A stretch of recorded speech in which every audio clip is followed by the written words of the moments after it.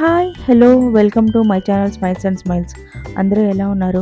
ఈరోజు మనం పాలకూరతో టొమాటో వేసి కర్రీ అండి. అన్నంలోకైనా చపాతీలోకి చాలా బాగుంటుంది. ఒకసారి చేసే విధానాన్ని చూసేద్దాం రండి. ఇక్కడ నేను ఒక పెద్ద కట్ట పాలకూర తీసుకున్నానండి. దాన్ని సన్నగా చాప్ చేసుకొని క్లీన్ చేసుకొని వాటర్ అంతా వడకట్టేసేసి పక్కన పెట్టుకున్నాను. దీనిలోకి ఒక టొమాటో, ఒక 2 మీడియం సైజ్ ఆనియన్లు, ఒక 4-5 పచ్చిమిర్చి తీసుకున్నాను. వాటన్నిటిని నీట్గా వాటర్తో వాష్ చేసుకొని సన్నగా చాప్ చేసుకొని పక్కన పెట్టుకోవాలి.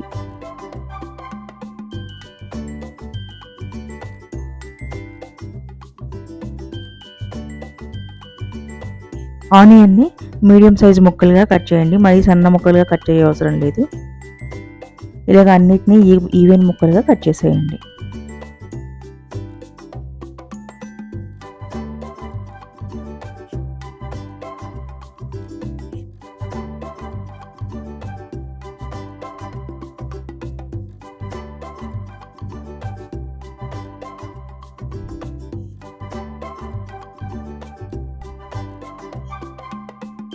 ఇలా కట్ చేసుకున్న తర్వాత ఇప్పుడు మనం కర్రీ కోసమని ఇప్పుడు నేను క్లీన్ చేసి పెట్టుకున్న ఈ పాలకూరని గిన్నెలో వేస్తున్నానండి.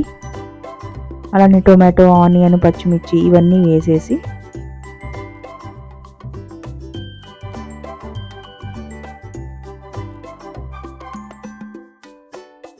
ఇప్పుడు కట్ చేసి పెట్టుకున్న ఆనియన్, టొమాటోలను కూడా పచ్చిమిర్చి వేసేసేయండి.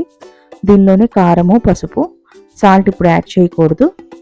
అలానే కొద్దిగా ఒక చిన్న నిమ్మకాయ సందంతా చింతపండును కూడా వేసేసి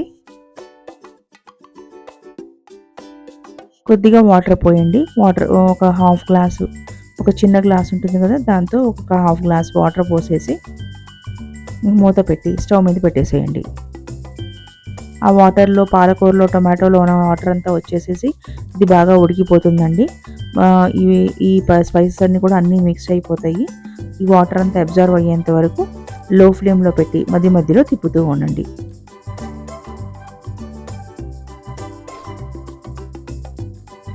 ఈ వీడియో నచ్చితే తప్పకుండా లైక్ చేయండి, షేర్ చేయండి. ఇలాంటి మంచి రెసిపీస్ కోసం మన ఛానల్ని తప్పకుండా సబ్స్క్రైబ్ చేసుకోండి.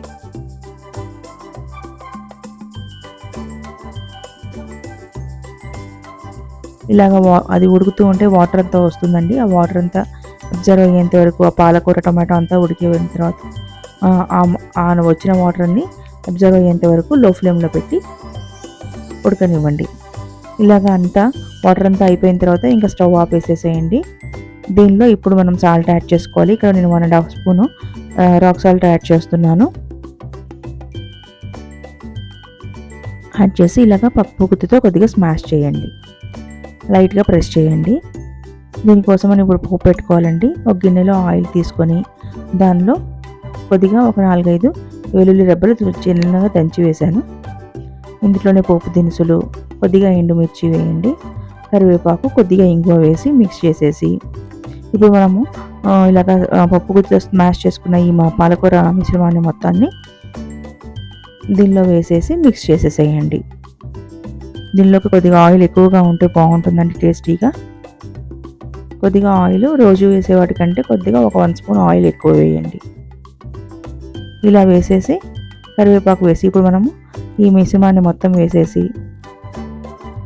కొద్దిగా మిక్స్ చేసి మూత పెట్టి ఉంచేసేయండి. లో ఫ్లేమ్లో పెట్టి కొద్దిగా 1-2 నిమిషాలు బాగా ఉడకనివ్వండి. ఉడకనిచ్చిన తర్వాత ఇంకా స్టవ్ ఆఫ్. ఈసారి ఈ విధంగా ట్రై చేసి ఎలా ఉందో తప్పకుండా షేర్ చేయండి. ఉంటాను, బాయ్.